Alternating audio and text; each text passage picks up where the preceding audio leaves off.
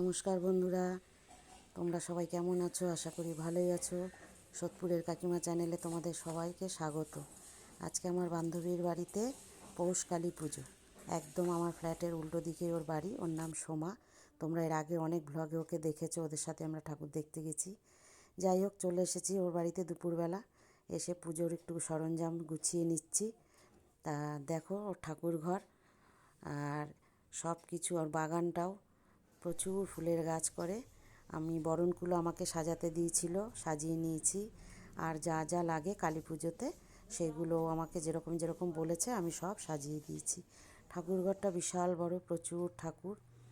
আর বাগানটাও তোমাদের দেখাচ্ছি। ছাদেও প্রচুর ফুল গাছ করেছে, অপূর্ব লাগছে দেখতে।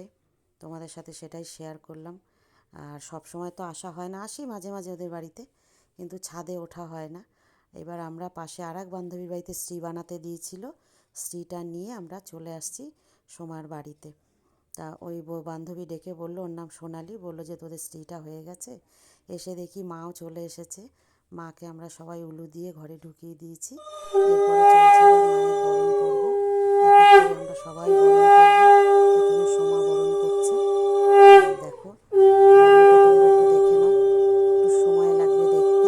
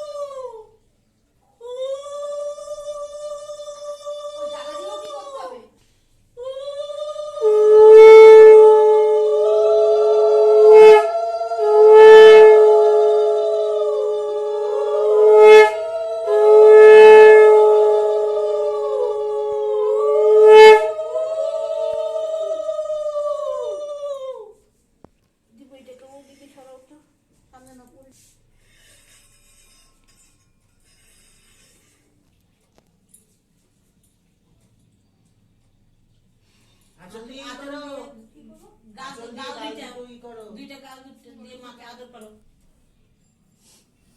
হ্যাঁ, তো নাকেরই খুলে গেল। ও পরিয়ে দেবে।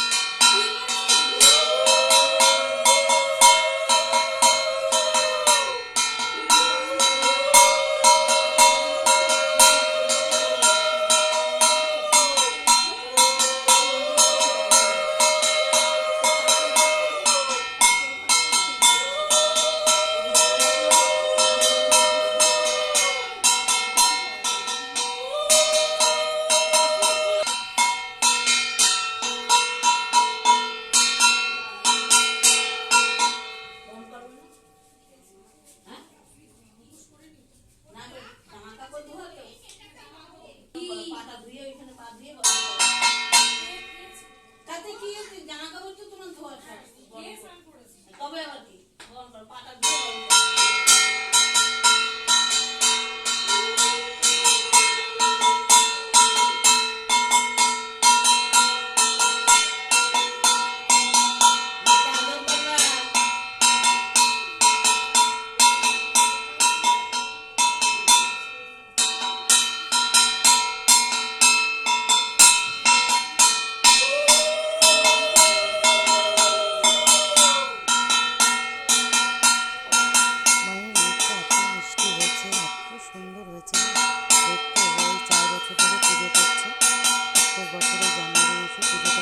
পৌষকালী পুজো, পৌষের অমাবস্যায় পুণ্য রয়েছে। বরণ পর্ব শেষ।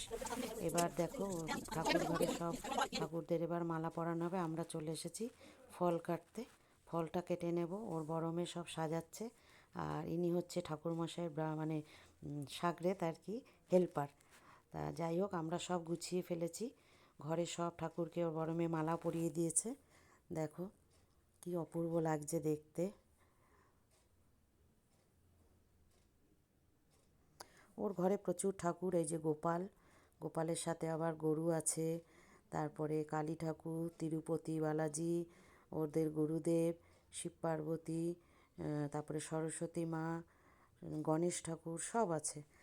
আর এগুলো আমাদের সব বরণের। এবার আমরা ঘট সাজাবো, তারপরে ঠাকুরমশাই চলে আসবেন।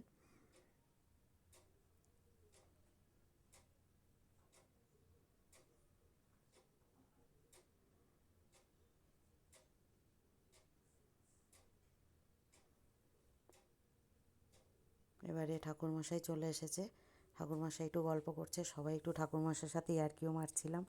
খুব ভালো ঠাকুরমশাইটা, মানে বেশ রসিক আছে। যাই হোক, আমরা এদিকে ফল টল এবার কাটবো। আর আমাকে দেখে বলছে নমস্কার। আর এ হচ্ছে পাশের বাড়ির আর এক বান্ধবী। সবাই আর কি এসছে ঠাকুরের কাজে একটু হাত লাগাবে বলে। তা এইবারে ও আবার ভোগ রান্না করবে। ঠাকুরমশাই এবার আস্তে আস্তে সব গোছাবে, সোমাও গোছাচ্ছে। দেখো এবার উনি ওনার সব এই যে কাপড় সব দিচ্ছে গুছিয়ে রাখার জন্য। মাকে মালা পরানো, মায়ের সব সাজসজ্জা হয়ে গেছে। কি সুন্দর লাগছে দেখতে। আর আমরা এদিকে ফলটা কেটে নৈবেদ্যটা ঠাকুরমশাইকে সাজিয়ে দিচ্ছি।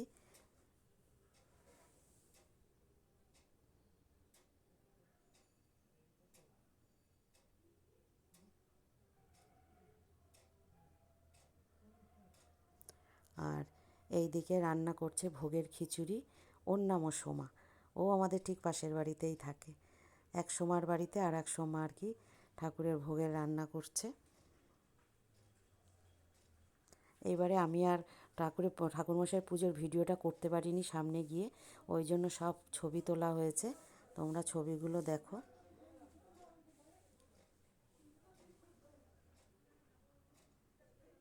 যজ্ঞ হচ্ছে এটা। আর 108টা প্রদীপ ধরানো হয়েছিল।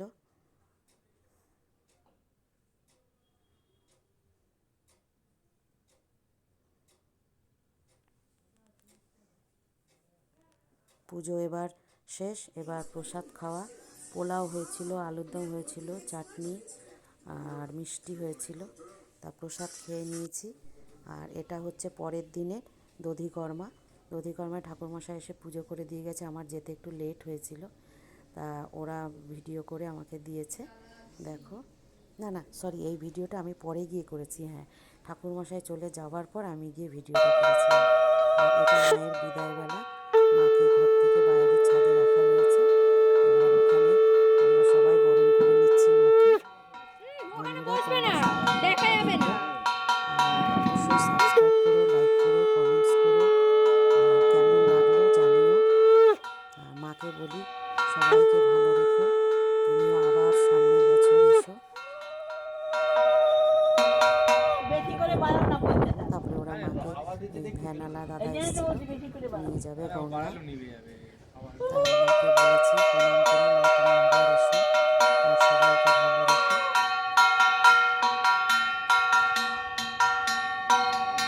প্রদীপটা বারবার নিভে যাচ্ছিল আমার গাল বলে ব্যথা দাদাটা করছে না? প্রদীপটা ধরাচ্ছিল, কিন্তু ছাদে তো খুব হাওয়া ছিল, তাই নিভেই যাচ্ছিল প্রদীপটা।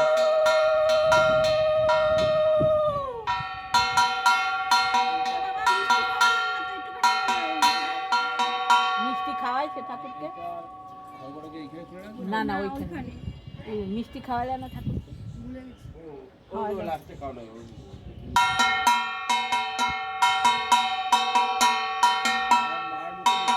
আগো নাকের থেকে টেনে দাও মাকে। হ্যাঁ সুন্দর লাগে দেখতে। তুমি টানো তো। না মানুষ বুঝবে যে তুমি বরণ করেছো। কিছু বোঝার দরকার নেই, এমনি ভালো লাগবে।